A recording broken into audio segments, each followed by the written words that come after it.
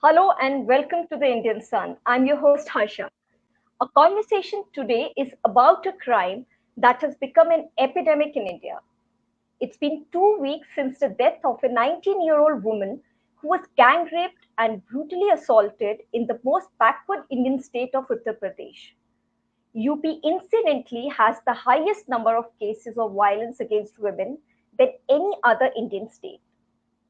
India's notorious reputation as one of the worst places to be a woman is back in the spotlight. And if the daily newspapers start writing about the unreported rape cases in the country, we'll be shamed into a rape prone society. So, how can we cure a society of this sickness? How can we construct a society in which women are not second class citizens? Society in which their bodies are not politicized and used as a weapon against them. Today, I'll be talking to Dr. Madhumita Pandey, who interviewed more than 100 rape convicts in Tihar jail for her doctoral thesis to study the roots of rape culture. In her groundbreaking research, Dr. Madhumita highlights the importance of understanding the mindset of the offenders to combat sexual violence against women. Dr. Madhumita sought answers to questions like what motivates offenders to commit heinous crimes against women? What are the circumstances that produce men like these? How are their identities shaped by sociocultural attitudes? Dr. Madhumita is a lecturer in criminology at Sheffield Hallam University, UK.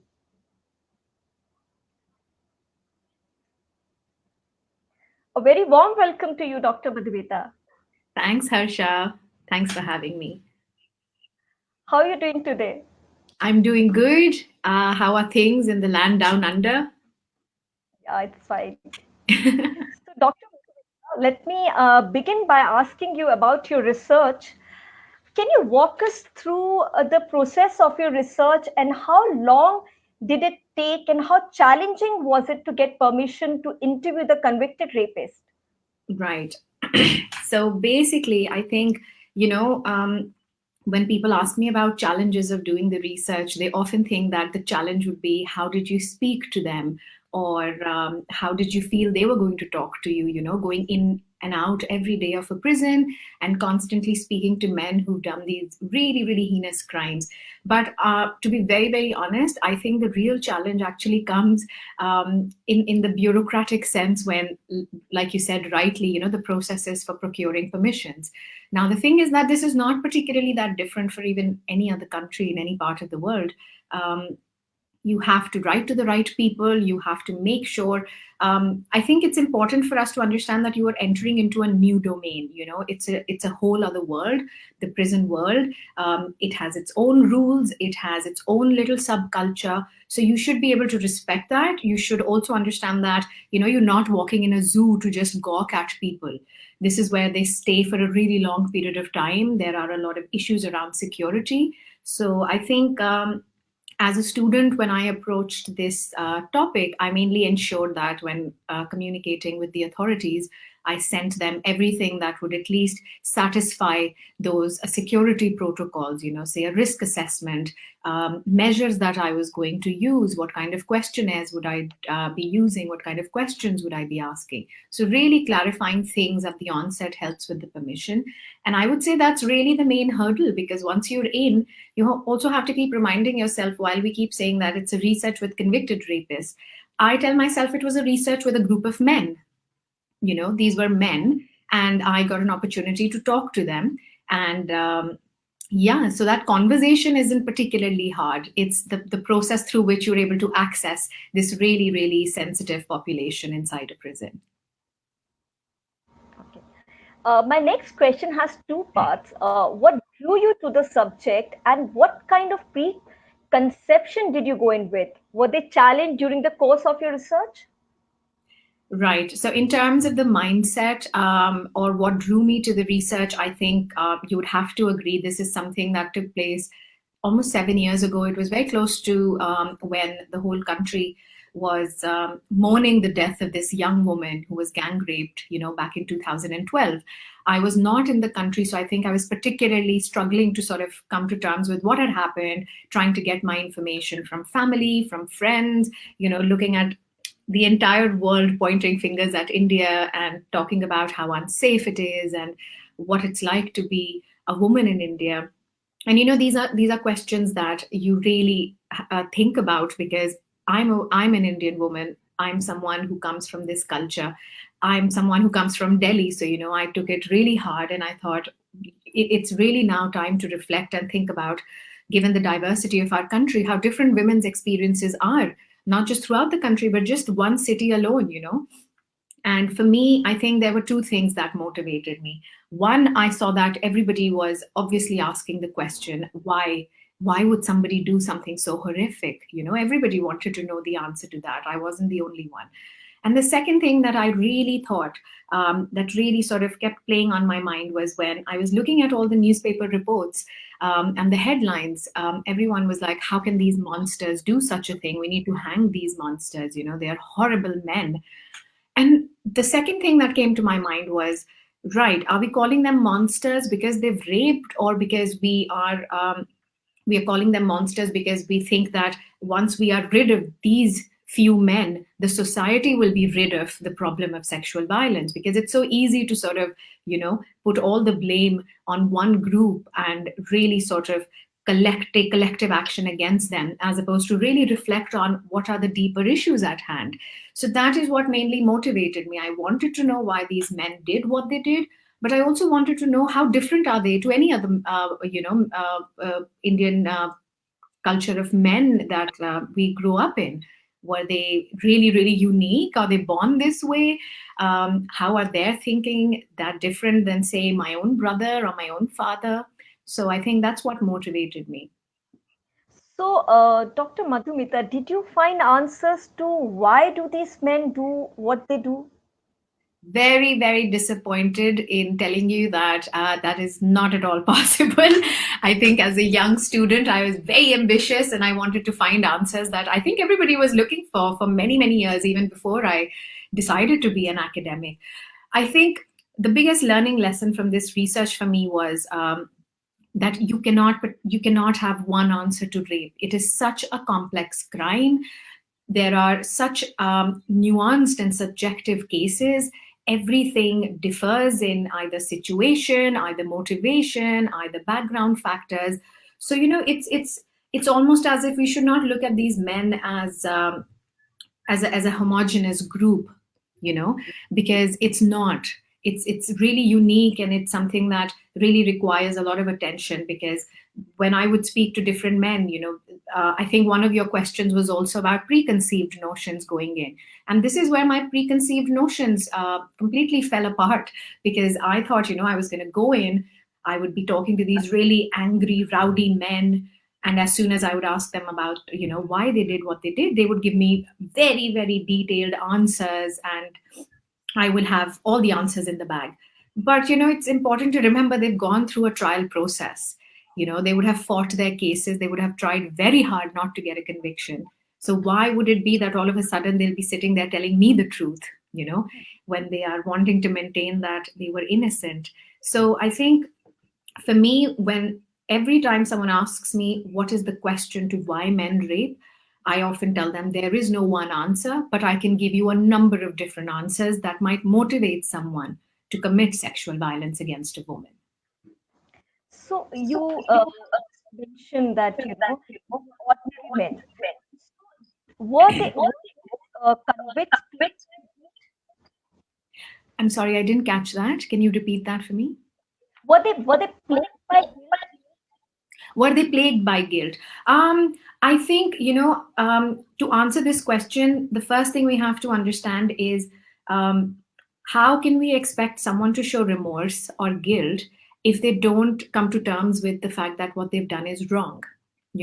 When the foundation of the justification is coming from society, why would they feel that they've even done anything wrong? So, to give you an example, a very straightforward example would be that out of my sample, say, few men were really remorseful. They were really reflecting on their actions and saying things like, I shouldn't have done this, or I shouldn't have been involved with people who did this, or I shouldn't have been drinking, it led to something so wrong.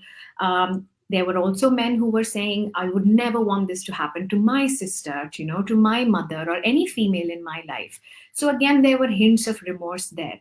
But say, for example, if someone says that I don't know what consent means, why was I supposed to sought consent before sexual activity? So, how will this person feel remorse? Because he doesn't even feel what he's done is wrong. Because in the first place, he doesn't even know that you must ask someone for consent for engaging in sexual activity. So, I think that's where you really see different trends. Because while I can say that, yes, probably they did feel remorse, but that could not directly be associated with the act of rape itself. It could be remorse because their parents are old and now they've left them alone and they are in the jail, they cannot support their families, or because they've lost their youth, or because they feel that they're being treated unfairly in light of all these prominent cases that are coming about in India, and it's putting a further more negative light on these men. So yeah, so there was remorse, but probably not for the right reasons, I would say. Right. I want to pick up on this point you made. Can you explain the genesis of the lack of understanding of sexual consent? Well, I think so. I'll give you an example from the research itself to sort of contextualize this. One of the persons that I spoke to, he was convicted of raping an adult woman, and he was someone. I think, he was the caretaker or the driver in a family in Delhi. And the person who was the victim, she was the domestic help or the nanny who was also working in the same household. So this man said that he had previously engaged, he was in a relationship with this woman, and they had previously engaged in sexual intercourse. And after a couple of months, they had a rift, so they weren't speaking.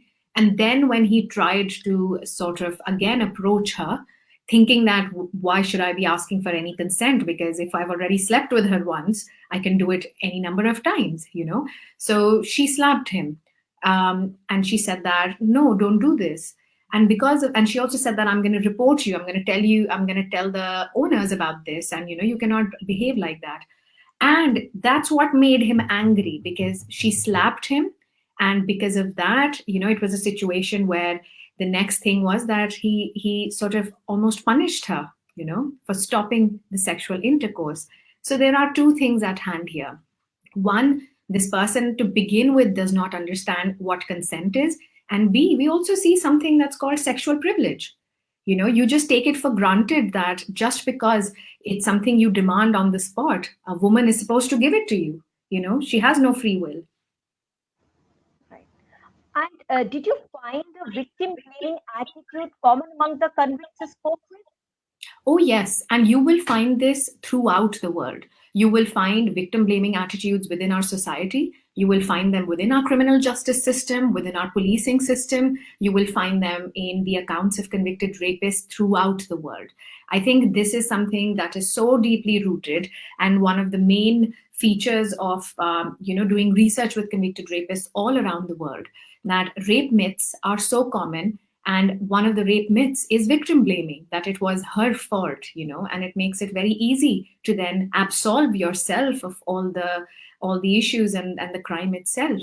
So absolutely. And things like so things that were common in terms of victim blaming was, she provoked me, she was characterless, she was someone who's always known for doing these things. She wore skimpy clothing, which I find strange, because when I did ask most of these men what the clothing was, it was predominantly Indian clothing.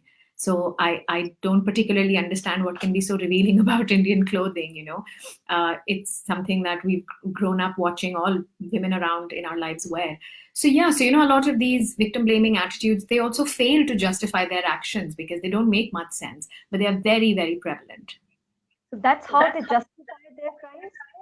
That is one of the ways by which they justify their crimes. The excuses and justifications, they range. There's a whole range of excuses that are used. I think the first thing that happens is, at this point in time, if you look at the public discourse around sexual violence in India, it's something that we are talking about every now and then. It's making the headlines. We are also in the global limelight, as you mentioned, once again, for being an unsafe country.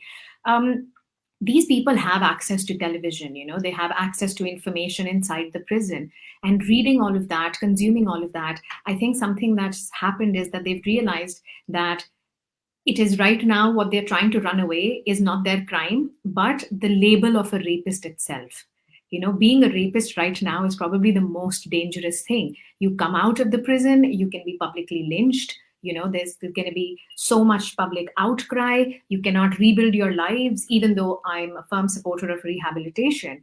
But also within the prison, if you think about, like I said, prison has its own subculture. It's an entire society of its own. And for rapists, unfortunately, they also find themselves at the bottom of the prison hierarchy, given the nature of their crime. So they are incredibly, people detest rapists even within prison. So, for example, my research also included convicted murderers because I wanted to understand how different the murderers were from the rapists. And it was so interesting when you were talking to the convicted murderers, they almost had a moral high ground because they were not convicted of raping someone, you know and that was so interesting to me. And it also goes to show that why men convicted of rape probably try so hard to justify their actions, because they have to cope. It's also a coping strategy for them, because otherwise, their identity or their sense of self will completely disintegrate. So they know very well they are hated within prisons and they are hated outside. Right. Dr. Madhumita, you interviewed more than 100 convicts. So, did you find a common thread in their narratives? Oh, yes. Like you mentioned, the common thread number one was, you know, Victim. victim blaming. Yes, everybody. I don't think there was even one person who said that it was my fault. I take full responsibility. I think somewhere or the other, even when, they were walking down the path of that self acceptance, it just somehow turned around the corner and it was about, right, well, yeah, I was drunk, but also, she was known for doing this. So, just when I was like, okay, this is good, I'm finally getting someone to really talk about their feelings and remorse and guilt, it almost was like, right, okay, so I'm partly to be blamed, but, she provoked me. She was known for this. Why did she come? Why, or somebody would be like, oh, she was a call girl to begin with. I have no way now of finding out if, the victim was a call girl or not. And I think that is something that I also keep telling people to understand about academic research. While I go into a prison and talk to these men, um, I cannot even for a minute take what they say as the gospel truth, because I have no way of verifying all these facts. I'm assuming the police did their jobs. I'm assuming there was a proper trial and the court pronounced them convicts, so clearly they are guilty. So I went with the assumption that they have done what they have done and it's been proven in a court of law. However, for me, the important thing was to understand that now that we know that they are guilty of these crimes, what are the ways through which they are going to minimize that responsibility that they had? So, so definitely victim blaming was one. Second, they all wanted, so something interesting was in terms of commonality, Harsha, that when I spoke to convicted murderers, all of them referred to themselves as gunhegar, which basically means an offender in English. So they kept saying things like, I'm a gunhegar. If you want me to say it in Hindi, I'll say it. They were saying things like, मैं उसका गुनहगार हूँ, मुझे ऐसा नहीं करना चाहिए था. Wherein, interestingly, when I spoke to the rapists, they were so strategic in their reference to self. So they did not use the word gunhegar. They used the word kaidi, so that I'm just an inmate here. So they didn't even refer to themselves as people who have offended in the first place. So I think there was such a strong sense of defensive attitude in order to sort of cope, or just, I think they were cherishing the fact that they had gotten an opportunity to speak to an outsider and share their side of the story. And I think I was just grateful for that. So yeah, so you had that in common. You had victim blaming. You also had something at the very end of the interviews that I noticed was that, and probably true to some extent, they all almost sort of had this powerlessness attitude about themselves and their lives, so they wanted to highlight how powerless they themselves are, and I do understand that to a large extent, because we often do look at the cycle of poverty and the macro factors that plague any developing country, because we do know for a fact that things like education, things like poverty, things like witnessing violence in your home or alcohol abuse, delinquent peers, they all feed into the occurrence of criminal activity in adulthood. We know that they are related. So, in a way, I do completely understand when they say that, right? So, we were also victims. Our mothers were also being beaten. Our father was never there to teach us about what right is, what wrong is. We had to work from the age of 12. Not to say that this absolves them from what they did, but I think one of the common themes was also a lot of these factors that I think at the end of this interview, you'll probably see that it comes a full circle, and we often talk about how these are things we need to change. These are the structural changes and systematic changes that actually need to happen. So yeah, so I think that was another commonality. As a woman, could you sympathize with this convict, or was it really difficult? Not as a researcher, as a woman. As a woman, it was difficult to sympathize with them. It's obviously difficult when someone is sitting there talking about women my age who they've had these horrid experiences with. Some of these men who I did not end up including in my what do you call in my main research. They had raped younger kids. So because my research was about adult women, I did not include them in my sample, but it was quite harrowing to be listening to someone justify why it was okay to rape a 5-year old because he thought she was provoking him, she was bothering him. A 5-year old doesn't deserve to be raped if they are bothering you or provoking you. So, yeah, it does play with your psyche, and you're just sitting there telling yourself, right, what do I do? But I think, like you said rightly, more important things were at stake. So, as a researcher, I just wanted to be as objective as possible. And obviously, I could scream and cry and be angry once I was at home. But I think sometimes I did find myself sympathizing with them, and rightfully so, because it was not just that I was there to understand why they had committed the crimes, but I also wanted to know about their lives before they became the so-called criminals that they are today. I wanted to know about their family, their own relationships with significant females in their lives. And the more they talked about their life, that's what made me constantly say that they are very ordinary men. It's not that something horrid has happened that suddenly changed them one day and made them this way. So you just mentioned about their background. So did you find their notions on manhood disturbing, or was their idea of masculinity tied to sex? Of course it was. And I don't think that's any different to a lot of men, not just in India, but all around the world. It's something that we all grow up in. I think just as they have a very warped understanding of masculinity, I would say to a large extent, even girls grow up with a very warped sense of femininity, in a country like India when there are so many cultural connotations attached to it. Who do we see as the ultimate woman? Who do we see as an ideal woman? Our gods and goddesses, right? We look at women like, say, Sita is someone who's an ideal wife. She's an ideal woman. Tyag and sacrifice. Those are the stories we grew up on. These are the stories that we see on cinema. We see on broad screens. So I think it's very, very common to have a misplaced sense of masculinity, femininity, or gender overall. And even for these men, I think for them, um, there were instances in their narratives where they spoke about if they expressed too much emotion, their fathers or brothers would call them sissies.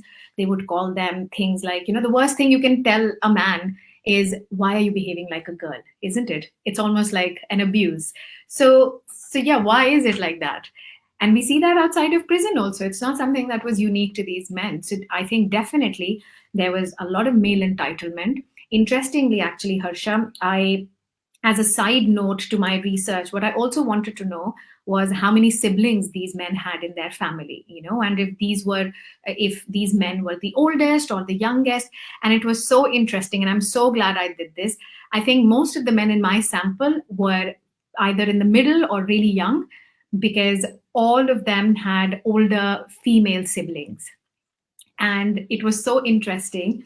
And I have a theme in my work that I've not expanded on, but I hope to write a paper on it soon. It's called The Firstborn Daughters. And it was so interesting because when they were talking about the lives of their sisters, they kept talking about, but our parents wanted a boy, so they loved us. When I was born, they loved me. They were so happy.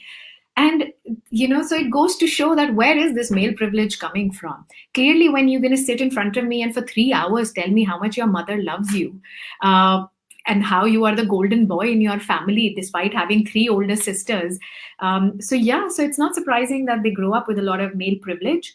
And that male privilege also includes sexual privilege, and a big part of, say, transitioning from a young male to a man is probably getting a sexual encounter. It's something that peer pressure also sort of forces you to do, experiment with sex.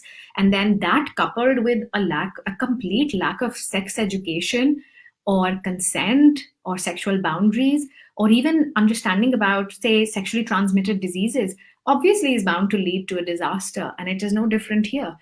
So definitely, I think masculinity ideas were quite warped. There was quite toxic masculinity is the term we generally use within prisons as well.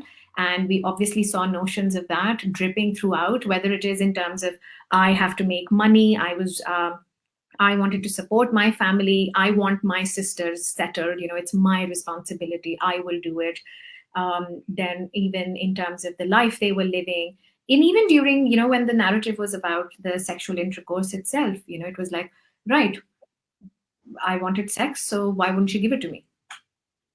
So yeah, so that privilege was really dripping throughout the narratives. We'll talk a little about the nature of crime. So, do the research findings align with the popular belief that rape is a crime motivated by sexual impulse, or you found that no, it's not. It's purely a crime about power and control. Well, because again, like I said, I'm not the first person to be doing something like this. In an Indian context, yes, but I had the help of so many academics and so many research papers that I came about that go back as far back as 1920s, 1940s, because convicted rapists or any sex offender at the time, they were really desirable cohorts for research. And over the years, you've had so many different people approach the topic from different theoretical lenses. So you've had psychiatrists for the longest period of time saying that, right, they are plagued by some illness and some malady, some psychological problem is there, and that's what makes them do what they do. Then you've also got evolutionary biologists who even say things like it's actually a part of our evolutionary practices. So something like I think it's Palmer who's one of the persons. I'm also happy to share some of these resources if you want to share with your readers and your audience. So the evolutionary biology perspective actually looks at it as one of our evolutionary approaches. Now that man is in this really busy life, you are working 24/7, you've got your potential mates, females in society who are also working and not so easily available. So when these handful of men are left behind, do not have a potential partner, for them, the actual way of sort of survival and going about the biological processes of, reproducing their heirs, they sought to rape. That's the easiest way for them to copulate, so to speak. So there are all sorts of explanations. As you rightly said, my work completely dispels them. So has the work of many, many feminist researchers before me, because in my sample, I did not find that to be a main motivation, and I often find it hard to come to grips with it as well. It is something that my own supervisor during my research said to me, because I asked her one day, I said, what if it is sexually motivated? Right. What if these men are just doing it because they want quick sex? So she asked me, she told me that for any man, how can sex be pleasurable if they are holding a woman down, she's crying, she's fighting her way through, and she's not enjoying? How can you enjoy if she's not enjoying it? So clearly, either you are then not driven by passion, that passionate lovemaking, and you are driven by power and dominance, Or there indeed are a select few men. We often say that pedophilia, for instance, is something that is often caused because of psychological reasons. There are reasons as to why someone finds this sexually deviant. The reason it's sexually deviant is because our society says that children and adults, they should not engage in sexual relations, just like you wouldn't do it, say, with your siblings. So these are societal norms. And we often consider pedophiles as people who definitely need treatment because they experience sexual arousal as a result of looking at young kids or being with them. But that's not the case with adult rapists. It's not always the case that they are driven by sex, that they saw a woman, they felt so horny, or they were beyond control that they had to go and hump her, they had to go and have sex with her. I don't think sex is that uncontrollable an urge. So at least in my research sample, it was very clear that when you do dissect through the narratives, it becomes quite apparent that it is power, it is dominance, it is just to assert your authority, or it's also a way of punishment, for putting someone in their place. So I don't think my research supports that popular belief, unfortunately. Yes. Yeah.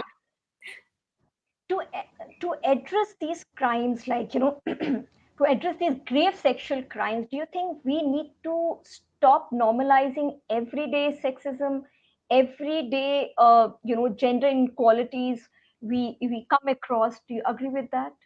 I absolutely agree with that. And if someone wants to explore this further, there is a beautiful theoretical framework that was given by Liz Kelly, and it is called the continuum of sexual violence. And this brilliant, yeah, so, it is something that I've utilized in my work, and so has many academics doing research on sexual violence, because this is one particular model that's not just trying to answer why rape happens, it's actually telling us how we can cope with it as a society, what needs to be addressed. So the sexual violence continuum basically talks about how things are, if you look at sexual violence, we should stop looking at it in a hierarchical manner. We should stop sort of saying that, right, our immediate attention needs to go to rape, needs to go to sexual violence, need to go to child sexual offenses. But what it's trying to tell you is that if these everyday, exactly as you said, if these everyday misogynistic behaviors and attitudes towards women are not addressed, how are you planning to address a problem as grave as rape? You think people's attitudes will change overnight and suddenly you will no longer have rapes happening in your society, whilst completely ignoring the fact that we don't pay any attention to the fact that if a woman might say, right, I was harassed on a metro today while coming back from work, someone will say, right, stop taking that metro, go in an auto. Or if you're walking down the road and you see that someone's catcalling you, someone's saying mean things to you, or just doing those very typically Indian street things, that we fear, even, the Westerners fear when they're coming to our country. I think people would seldom tell someone, go report it to the police. In fact, they will be like, right, don't walk that path. It's not a well lit path. So, the onus always comes on the woman. You've got to take care of yourself. Your security is in your hands. And the minute you've not done that, you are at fault. But why is that? If you're not going to check men's behaviors at the stages where, they are indulging in these everyday sexist jokes or harassment at work or misogynistic attitudes, why are you so surprised if then they are going on to give rape threats to women, So definitely that is something that needs to happen. And in fact, I think recently I was seeing the whole outrage even around the fact that, celebrity kids are getting rape threats. MS Dhoni's daughter is getting open rape threats.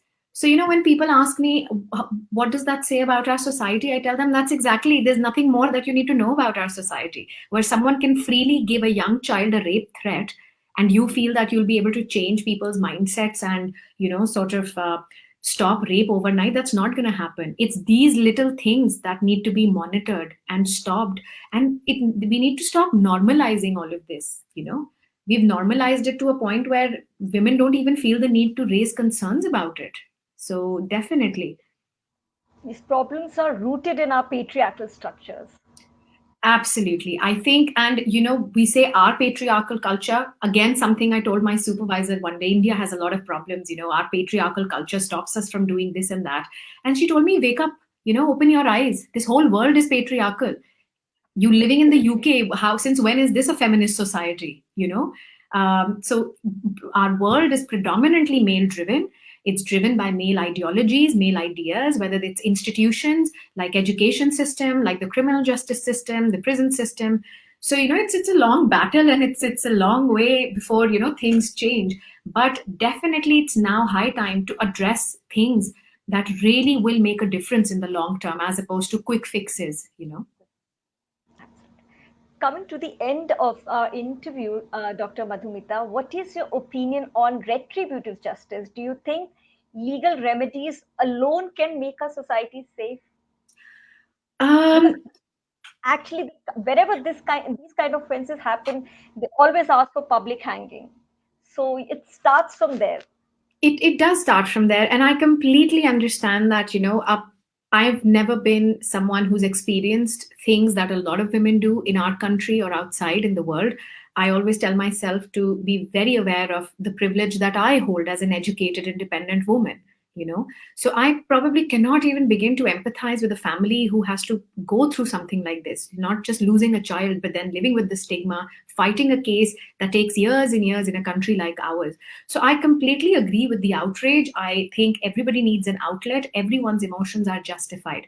But if I have to speak from an academic point of view, there is no evidence to show that any of these extreme legal remedies work. And for me, I think I'm someone who's always been a big sort of supporter of rehabilitation, social reintegration of people, giving them an outlet to actually think about what they've done. I think, death penalty is the easy way out. It is the easiest thing you can do. Because what does that mean? That you've completely shifted the focus from changing your systems, making things accessible to victims and survivors. That is the hard part. So do the hard work, don't take the easy way out. Also, I feel it's something that fundamentally goes against someone's human rights. So, it's that coupled with the fact that there is no conclusive evidence, why would you go ahead with something like that? And again, like I said, it is a quick fix. It is just that, because once it happens, people forget. Sexual violence needs to become an everyday conversation. Until we do that, just asking for a public hanging, people will watch it, people will cherish it for a month, and then they'll forget about it. That's why after Bhaya, nothing changed. No, and nothing will change. I think after doing a lot of research with convicted rapists, I also sort of got involved with projects where we were looking at victims. And I got the opportunity to do research for 2 years at India's first rape crisis center, which is called Gauravi in Bhopal. It's a beautiful little shelter home where survivors can stay. It's next to a hospital so that immediate access can be provided to survivors and victims. But the condition of that place, it'll bring anyone to tears.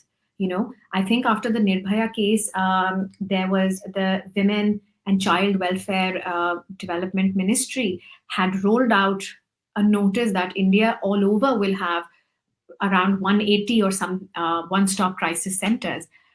I ask everyone who I meet, do you know where your closest one-stop crisis center is in Delhi? And nobody knows. Do you know if it's functioning? There are certain requirements at these centers, something like there has to be a female police officer present. There has to be a security guard present. And when you go and do research, or you talk to the staff there, you talk to the survivors there, you realize nobody cares. They are just left there doing their jobs, and they're doing so well. They have limited salaries. They normally get support from NGOs. But at the end of the day, once I did my research there, I started researching where all other one-stop crisis centers are. There is such little awareness about how to find one. I asked my friends, my family in Delhi, I asked people some of whom are doctors. One of the one-stop crisis center is actually in AIMS in New Delhi. People don't know how to find it. There's no hoarding, there's no signposting. So what's the point of having provisions if public does not have access to it or even aware of it? So for me, I think that is something that is so important. Instead of death penalties, why can't we have a public sort of national campaign tackling sexual violence, on TV, on radio, Why can't we have celebrities talking about sexual violence just like they talk about their promoting their movies and other things? I know people are doing it, but it's they do it when it's fashionable, you know, and that's about it. Absolutely. Thank you, Dr. Madhumita, for talking with us, for giving us your time. It was No, lovely you're talking. most welcome. Yeah, same here. And I hope this has been useful. I'm sure people are listening. Thank you. Thank you so much.